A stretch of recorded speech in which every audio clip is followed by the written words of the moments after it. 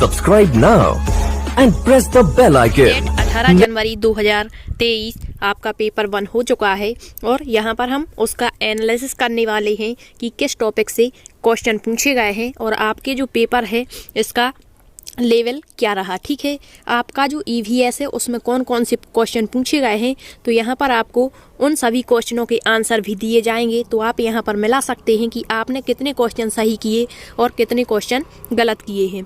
और आप यहाँ कमेंट्स के माध्यम से बता भी सकते हैं कि आज कौन कौन से क्वेश्चन पूछे गए हैं। यदि हमें उनका आंसर पता चलता है तो आपको बताने का पूरा प्रयत्न करेंगे। ठीक है, तो आइए देख लेते हैं पूछे गए आज के क्वेश्चन। सबसे पहला क्वेश्चन आपका पूछा गया कि जो गोलकुंडा का किला है वो किसने बनवाया था। ठीक है, तो आपका फर्स्ट क्वेश्चन गोलकुंडा का किला किसने बनवाया, तो आपको बता दें कि यह क्वेश्चन आपके अभी तक जितने एग्जाम्स हुए सीटेट के उसमें काफ़ी रिपीट हुआ है। कभी कभी तो नाम पूछ लेते हैं कि किस शासक ने बनवाया और कभी कभी पूछ लेते हैं कि किस राजवंश ने बनवाया। ठीक है, तो एक वीडियो लेकर के आएंगे और उसमें केवल आपको गोलकुंडा फोर्ट्स के बारे में सारी चीज़ें बताने का प्रयत्न करेंगे।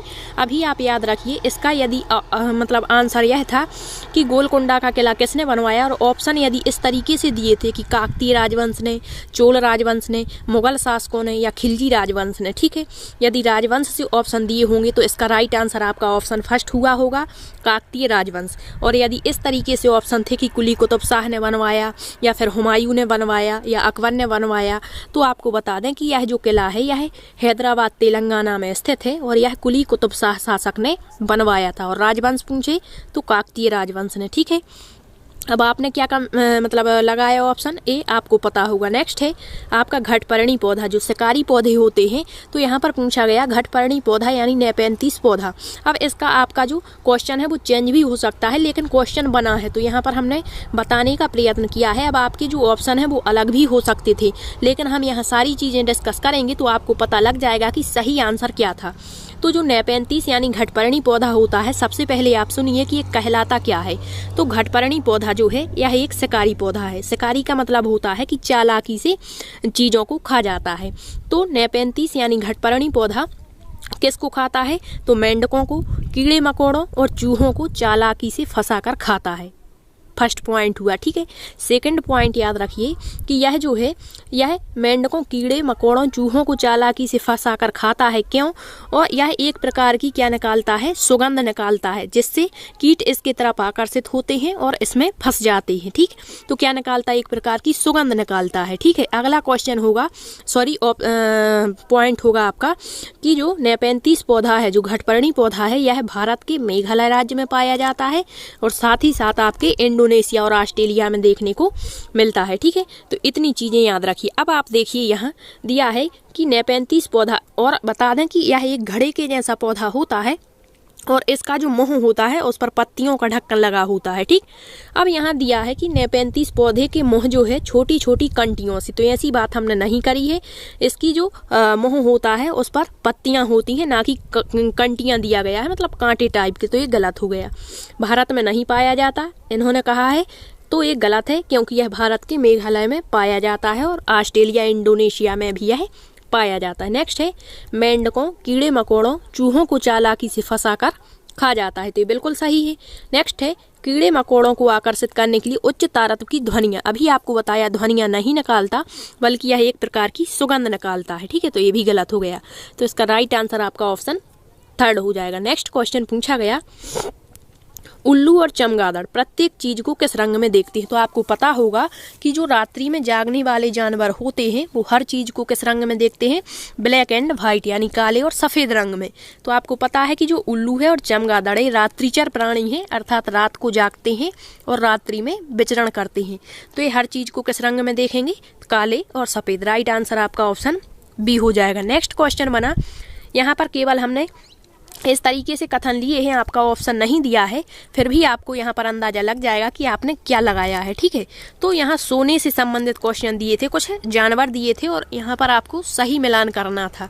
दिया है बिल्ली लगभग 10 घंटे सोती है, ये गलत है क्योंकि जो बिल्ली है वो लगभग 10 नहीं लगभग 12 घंटे सोती है, तो ये गलत हो गया। गाय लगभग 4 घंटे सोती है, बिल्कुल ये सही है। जिराफ लगभग 4 घंटे सोता है, ये गलत है। जिराफ जो है वो सबसे कम सोने वाला जानवर है, लगभग 2 घंटे सोता सोता है, और हाथी लगभग 4 घंटे सोता है, लेकिन यहाँ दिया है 2, तो ए भी गलत हो गया। तो इसका राइट आंसर जो था आपका ऑप्शन नंबर बी था, गाय का केवल सही दिया गया था। ठीक है, अब यहाँ इस तरीके से ऑप्शन होंगे कि फर्स्ट है सही, सेकंड है या थर्ड, तो ऐसा आपका क्वेश्चन बना था। ठीक, तो ये हमने अलग से वीडियो डाले हैं कि कौन सा जानवर कितना सोता है, किस पक्षी की चोंच कैसी होती है, किस जानवर का शिकार क्यों किया जाता है, तो सारे वीडियो डले हुए हैं, आप प्ले लिस्ट में जाकर उन्हें देख सकते हैं। नेक्स्ट पूछ लिया यहाँ पर फसल से क्वेश्चन। अभी तक आपका अन्य फसलों से क्वेश्चन बन रहे थे, यहाँ पूछ लिया आपका खरीफ की फसल नहीं है। तो आपको पता होगा जब कि खरीफ की फसलें क्या होती हैं और रबी की फसलें, जायद की फसलें क्या होती हैं। तो सबसे पहले जो रबी की फसलें होती हैं उसमें आपका आ जाता है जो गर्मियों में बोई जाती हैं। ठीक है, अब यहाँ पर आ जाता है मतलब ठंडों में बोई जाती हैं, सॉरी। तो यहाँ पर आपको बता दें कि यहाँ पर आपका गेहूँ आ जाता है। ठीक है, गेहूँ के अलावा आपका चना आ जाता है। ठीक है, मसूर आ जाती है, ये सारी चीज़ें रबी की फसलों में आती हैं। लेकिन जो खरीफ की फसलें होती हैं, खरीफ ऐसा याद कर लो इसको, खरीफ मतलब खचना, और खचना में बोई जाने वाली फसलें होती हैं आपकी धान, सोयाबीन, मूंगफली। तो बताना था खरीफ की फसल कौन सी नहीं है, तो नहीं है, तो इसका राइट आंसर ऑप्शन डी हो जाएगा, गेहूँ। गेहूँ आपकी रबी की फसल होती है। ठीक, याद रखिए। नेक्स्ट क्वेश्चन पूछा गया आपका, वह कौन सा जानवर है जो अपनी मूंछों और मलमूत्र की गंध से इलाके का निर्धारण करता है। तो इसका राइट आंसर आपका था बाघ। क्या था? बाघ। और बाघ जो है मौके के अनुसार अपनी आवाज़ को भी चेंज कर लेता है, शिकार के लिए अलग तरीके की आवाज़ निकालता है, और यदि बाघिन को या अपनी मादा को बुलाना है तो अलग तरह की आवाज़ निकालता है। ठीक है, नेक्स्ट आपके स्लॉट से क्वेश्चन पूछा जा रहा है, और पिछली बार पूछा गया, आज नहीं आया। तो पूछता है कि वह कौन सा जानवर है जो भालू जैसा दिखता है, भालू नहीं होता, लगभग वृक्षों की शाखाओं से उल्टा लटक कर 17 घंटे सोता है, औसत अवधि 40 वर्ष होती है। तो वो जानवर कौन सा है? तो वो आपका स्लॉथ हो जाएगा। ठीक है, डॉल्फिन भी मौके के अनुसार अपनी आवाज़ बदल लेती है, और जो हाथी है, हाथी के बारे में आपको बहुत बार बता चुके हैं, तो आप प्ले लिस्ट में जाकर देख सकते हैं, या फिर जितने भी एनालिसिस कराए हैं ये सारे एनालिसिस आप देखिए, इससे अंदाजा लगता है कि कौन सा नया टॉपिक यहाँ पर ऐड किया जा रहा है। ठीक है, नेक्स्ट पूछा गया आपका, जीवाणु, विषाणु, कवक और शैवाल को छोटे से बड़े, या इसे हम आरोही क्रम कह सकते हैं, में जमाइए। ठीक है, तो यहाँ पर आपको बताना था कि किसका आकार सबसे छोटा होता है, किसका आकार उससे बड़ा, किसका उससे बड़ा, किसका सबसे बड़ा होता है। तो आपको बता दें, जीवाणु सबसे छोटे होते हैं, फिर होता है कवक, फिर होता है विषाणु, और फिर होता है शैवाल। ठीक है, आपने इनका आकार पढ़ा होगा। जीवाणु एक नैनोमीटर से करीबन 5 नैनोमीटर तक के आकार के होते हैं, तो इस तरीके से। ठीक है, तो इसका राइट आंसर मतलब आपके 4 ऑप्शन दिए होंगे, एक तो ये रहा होगा, नेक्स्ट दे दिया होगा उन्होंने कवक, विषाणु, शैवाल, इस तरीके से। तो राइट आंसर जहाँ भी ऐसा था, जीवाणु, कवक, विषाणु और शैवाल, ये बिल्कुल सही था। ठीक है, अब नेक्स्ट देखते हैं।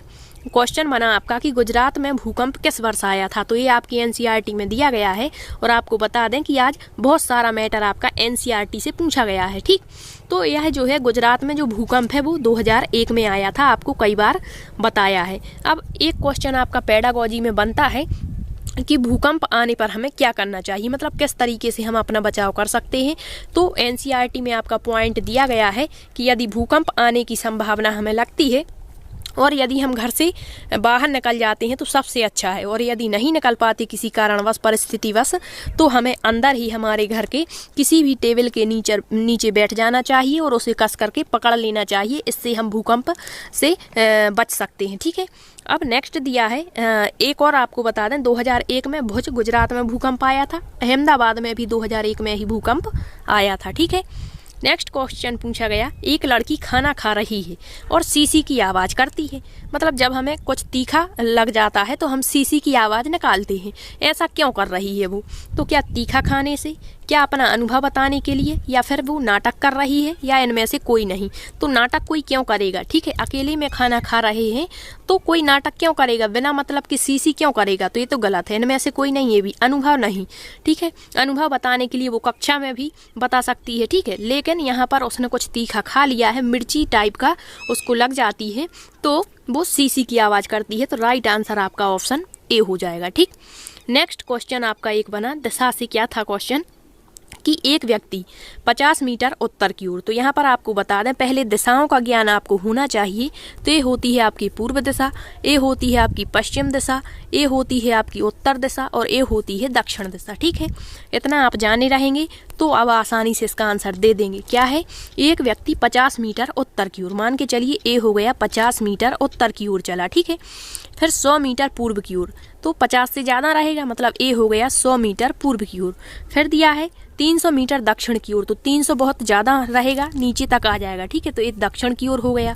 फिर दिया है 160 मीटर, मतलब ये 100 था तो 100 से थोड़ा ज़्यादा रहेगा, ए हो गया 160 मीटर पश्चिम की ओर, ये पश्चिम दिशा है। ठीक है, तो अंत की दिशा के सापेक्ष उसकी प्रारंभिक दिशा, मतलब ये अंत की दिशा ए रही, यहाँ आकर रुक गया, तो इसके सापेक्ष बतानी थी उसकी प्रारंभ की दिशा, मतलब ए। तो ये कौन सी दिशा रहेगी हमारी, तो ऊपर होता है उत्तर और इस तरफ होता है पूर्व, मतलब उत्तर पूर्व। जिस भी ऑप्शन में है ये बिल्कुल सही होगा। ठीक है, अब आपका क्वेश्चन थोड़ा सा अलग भी हो सकता है, लेकिन इसी तरह का क्वेश्चन पूछा गया है। ठीक, अब नेक्स्ट क्वेश्चन, आपकी दिशा से 2 क्वेश्चन बने। एक क्वेश्चन क्या था कि जब कोई व्यक्ति ट्रेन के द्वारा अहमदाबाद से केरल की यात्रा, तो आपको पता होगा आपका जो पश्चिमी तट है यहाँ पर आपका गुजरात पड़ता है और गुजरात के अहमदाबाद से बात की गई है, और केरल की यात्रा मतलब इतनी ये यात्रा करता है तो अनेक सुरंगों को वह पार कर रहा है। यहाँ पर बीच में अनेक सुरंगें पड़ रही हैं तो उनको पार कर रहा है। तो यह सुरंगें किन पर्वतों में पड़ेंगी, तो आपको बता दें जो विंध्याचल पर्वत है ये आपके मध्य प्रदेश में पड़ता है, जो कि ऊपर यहाँ बीचों बीच में है। ठीक है, फिर आपका जो अरावली पर्वत है यह राजस्थान में जो गुजरात के ऊपर है, तो यहाँ तो यात्रा की बात ही नहीं की। फिर दिया है पश्चिमी घाट, बिल्कुल ये आपका पश्चिमी घाट है, तो पश्चिमी घाट की सुरंगों को वो पार कर रहा है, तो राइट आंसर आपका ऑप्शन सी हो जाएगा। और पूर्वी घाट आपका इस तरफ पड़ेगा। ठीक है, आंध्र प्रदेश तमिलनाडु साइड, तो इसका राइट आंसर ऑप्शन सी हो जाएगा। तो ये रहे आज के कुछ 11 क्वेश्चन ईवीएस में जो पूछे गए हैं। इसके अलावा यदि आपको कोई क्वेश्चन पता है तो आप कमेंट्स में उसका आंसर पूछ सकते हैं। और इसके बाद पेडागोजी में आपका क्वेश्चन पूछा गया, CCE से संबंधित क्वेश्चन बना है, एक शायद गठन से संबंधित क्वेश्चन पूछा गया है। ठीक है, इसके अलावा आपको बता दें कि जो आपका CDP है, CDP में कोहल वर्ग की स्टेज पूछी गई है, तो आपको वीडियो ला करके देंगे शाम तक कि क्या क्या इससे क्वेश्चन बने हैं। शायद अच्छा लड़का अच्छी लड़की से क्वेश्चन बना। जीन प्याजे से 2 क्वेश्चन पूछे गए हैं, एक तो आपका जो तार्किक चिंतन है वो किस स्टेज में शुरू हो जाता है, और एक इनका एडेप्टेशन यानी अनुकूलन से क्वेश्चन पूछा गया। वाइगोस्की से टोटल मिलाकर ऑल सब्जेक्ट में 4 क्वेश्चन पूछे गए हैं। नेक्स्ट हार्वर्ड गार्डनर के बहुबुद्धि सिद्धांत से क्वेश्चन बना, NCF 2005 से भी क्वेश्चन बना, निपुण भारत से हर बार क्वेश्चन बन रहा है, तो आपको निपुण भारत पूरा कराने का प्रयत्न करेंगे, एक क्लास लाएंगे आज या कल में, तो आप उसको देखेंगे तो आपका फिर कोई भी क्वेश्चन यहाँ गलत नहीं होगा। ठीक, इसके बाद ये पूछा गया कि जो जेंडर है वो कैसी संरचना है। ठीक है, तो एक तो होता है आपका जेंडर, लिंग क्या मतलब कैसी संरचना है, तो आपके ऑप्शन में दिया था सामाजिक संरचना है, इसके बाद दिया था मतलब जैविक संरचना है, तो उसका राइट आंसर जैविक संरचना था। ठीक, नेक्स्ट आपके बुद्धि NEP समाजीकरण से आज क्वेश्चन नहीं बना है। ठीक है, ए नहीं बना है। ठीक है, NEP से क्वेश्चन पूछा गया है। और बता दें हिंदी में गद्यांश पद्यांश पूछे गए हैं, और आपका प्रत्यय से आज क्वेश्चन पूछा गया है हिंदी में, किससे, प्रत्यय से क्वेश्चन पूछा गया है। इसके अलावा आपकी भाषा शिक्षण से क्वेश्चन बना है, हिंदी में भाषा शिक्षण से क्वेश्चन पूछा गया है। ठीक है, इसके बाद नोम चॉम्स्की के भाषा अर्जन यंत्र से क्वेश्चन पूछा गया है, तो हिंदी में मतलब एक टॉपिक जो है आपके इन्हें आप कवर कर लें, बहुसांस्कृतिकता क्या होती, बहुभाषिकता क्या होती है। आपके कौशल से क्वेश्चन, प्रत्यय भाषा शिक्षण से क्वेश्चन पूछा गया। इसके बाद आपके मैथ में भिन्न से 2 क्वेश्चन पूछे गए हैं, नंबर सिस्टम से 2 क्वेश्चन बने हैं। ठीक है, तो आपको बता दें कि आज के जो पेपर का लेवल रहा वो मॉडरेट इसे हम कह सकते हैं, और आज जो है अन्य शिफ्टों की तुलना में जो EVS है वो थोड़ा सा इजी रहा। ठीक है, ज़्यादा इजी नहीं कह सकते लेकिन इजी रहा अन्य शिफ्टों की तुलना में। तो आपको क्लास कैसी लगी है आप अपने अनुभव शेयर जरूर करें कमेंट्स बॉक्स में, और यदि आपको कोई नया क्वेश्चन पता है आज का तो आप वो भी पूछ सकते हैं। ठीक है, थैंक यू।